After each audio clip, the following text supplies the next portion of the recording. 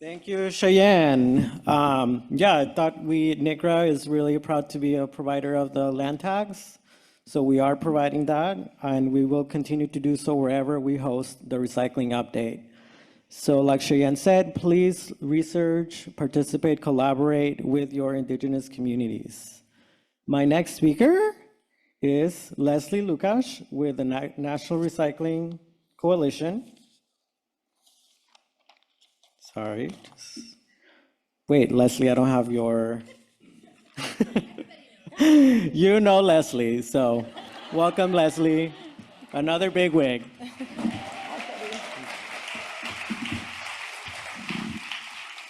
Leslie Lukash. My day job is I'm Executive Director of Zero Waste Sonoma, but I also serve as President of the National Recycling Coalition. So with the NRC, we were founded in 1978, so going on 46 years strong. Our membership is 4,500 people, and we work with 18 of the state recycling organizations throughout North America. And we have 19 board of directors. And we actually have 2 openings on the board right now. So if anybody's interested in being a member of NRC at the board level, please find me. And so NRC, we represent the state recycling organizations, as well as local, state, and federal governments, private sector, as well as recyclers, MRFs, operators, and trade associations. Here is a list of the board of directors. I highlighted the ones from California in blue, but I'll name them because you probably may know some of our board members. So Rick Anthony, Stephen Bentillo, Colleen Foster, myself, Mary Alice Pedersen, and Marty Solomon, all members of CRRA and been in the industry for a while. And I also wanted to mention Gary Liss. Gary Liss is one of the founders of NRC and is a lifetime board member and still contributes tremendously to the organization. Oops, because I'm forwarding mine and not this one.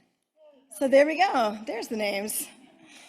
So NRC's vision is everyone has equitable access to waste prevention, redesign, reuse, recycling, composting programs supported by policies and infrastructure needed to maintain the circular material economy throughout North America. And our mission is to develop and share best practices and policies that support sustainable materials management and a transformation to the circular economy.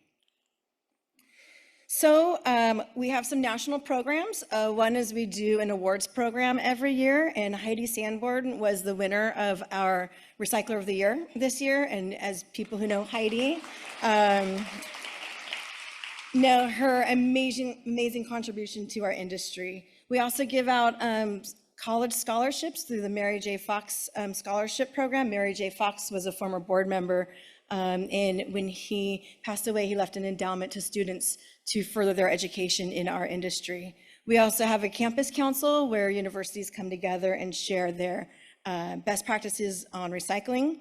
And then we have the makeup of our organization through the Recycling Organization Council.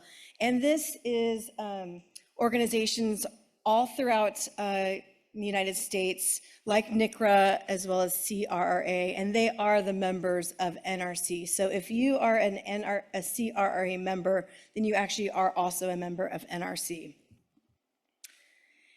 So some of the services we do, we host an annual virtual Congress. It was in person, but with the COVID, we switched it to virtual, and we do have a vision to bring that back in person. The Congress actually happened last week on the 5th and 6th of this month, so hopefully you're able to attend a part of it. We also have a collaboration with Resource Recycling and have given discounts to members to attend that conference. We host webinars. One of our most recent webinars was the CPRG campaign, the Climate Pollution Reduction grant program, the close to $5 billion coming through the EPA to address climate change. And what we found is that the climate change industry part of it didn't really know, wasn't working closely with the recycling or sustainable materials management industry. So it was really important that we got ahead of that.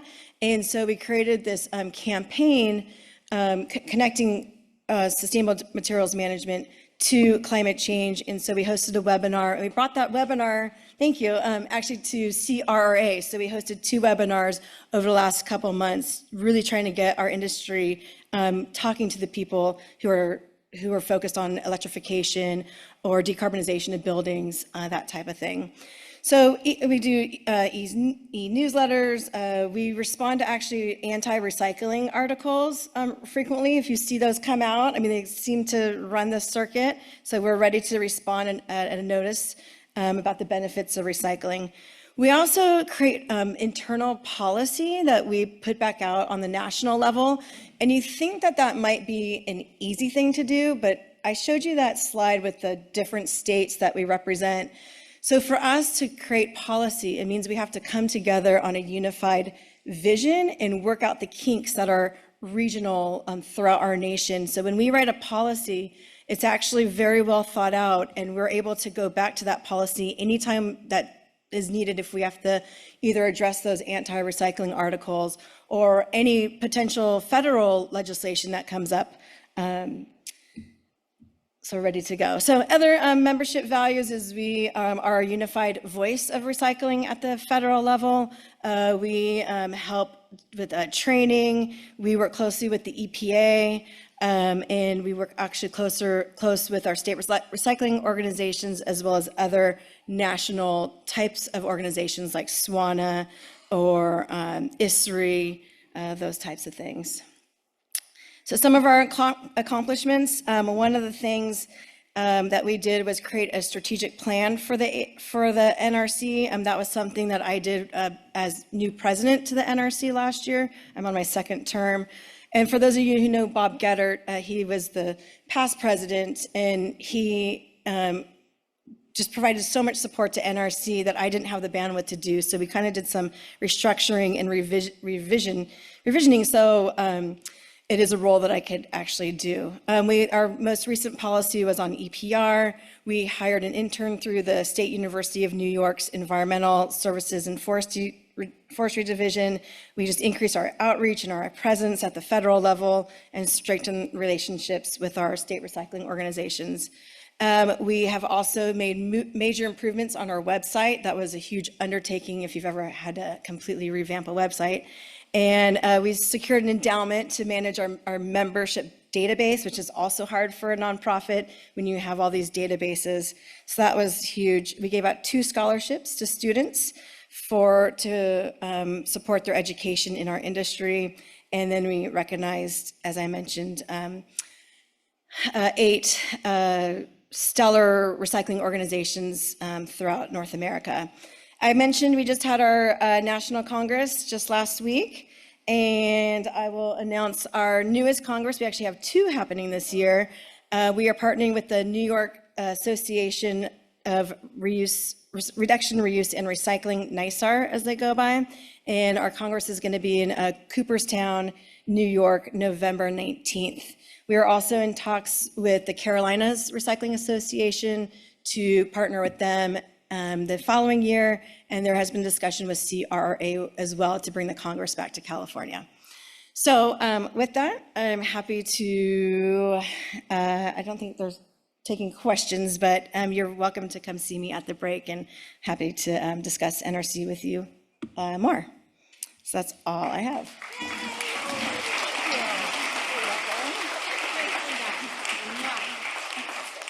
Don't steal that. So we're ahead of time because we have trained all of our speakers. We mean 10 minutes. And so we're ahead of time. And what that means for you all is that we're going to go a little bit early to break, but you still need to come back in 15 minutes. No, let's call it 20. Let's call it 20. Give you a chance to wake up. I've seen a couple of spacey spaces out there. So right now I'm looking at my clock and it says that it's 9:56. So I need you back in 20 minutes. If you're still standing in the back, there's lots of spaces up here. We got to get cozy because we're still expecting more folks to come. Enjoy some of our breakfast. See you in a minute.